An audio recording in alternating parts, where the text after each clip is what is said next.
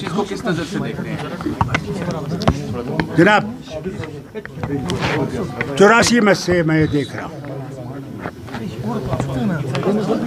ये आतंकवाद बंद नहीं हो रहा है। अरूज पे था उस वक्त, हमारे कई साथी शहीद हो गए, मगर ये बंद नहीं हुआ और ये हर साल चल रहा है, यानी कि ये बंद हुआ है। और जो इसको चलाने वाले हैं वो आपको मालूम है, वो ये समझते हैं कि इससे कश्मीर को पाकिस्तान से मिला देंगे। उस गलत फहमी में है। कश्मीर में 47 में फैसला कर लिया था कि हमने पाकिस्तान नहीं जाना, और अगर वो समझते हैं कि इससे वो कुछ कर सकेंगे, वो सिर्फ अपनी बर्बादी और हमारी बर्बादी कर रहे हैं, मुसलमानों की सारी तबाही कर रहे हैं। उन्हें ये बंद करना चाहिए, क्योंकि अगर ये चलता रहेगा तो एक दिन आएगा जबकि ऐसी लड़ाई होगी जिसमें कुछ नहीं बचे। अगर ये वही चाहते हैं तो उसके लिए तैयार हो जाए,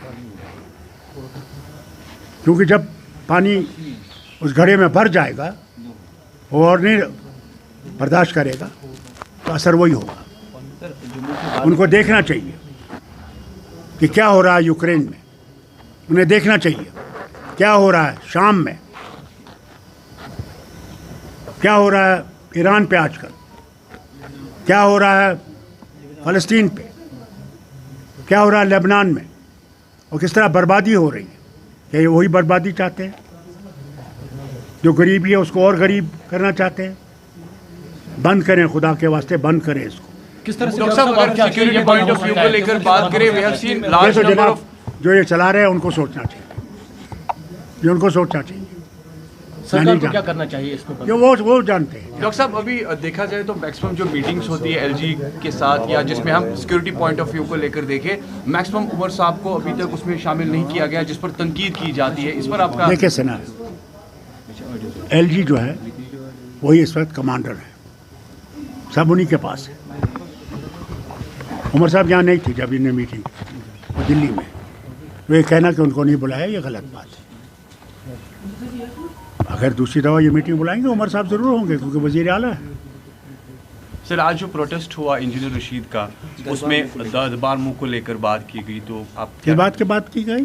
दरबार मुँह बहाली के लिए वापस कश्मीर। नहीं साहब, इंजीनियर रशीद का मेरे बारे में कुछ नहीं, थोड़ा यहाँ हालांकि वो क्या है वो नहीं करता, वो अपनी ज़िंदगी को आगे बढ़ाना चाहता है, ये चीज़ें कर। सर, ये जो मुझे इसके बारे में कुछ कहने की बहाली की गई, की बात की गई, इसकी बात की बात की गई, दरबार मुँह की बहाली की बात की गई है नेशनल कॉन्फ्रेंस। भैया अल्लाह के वास्ते असेंबली मिलने दीजिए। असेंबली में आप खुद देखिएगा क्या आने वाला क्या नहीं आने वाला। पहले आप जंपे मार रहे हैं, छलांगे मार रहे हैं, किस लिए?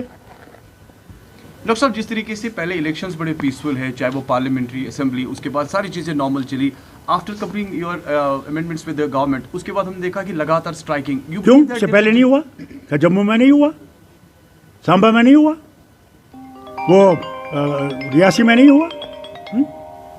क्यों आप कहते हैं कि आज ही हो रहा है? ये तो चलता जा रहा है, ये कभी बंद नहीं हुआ है।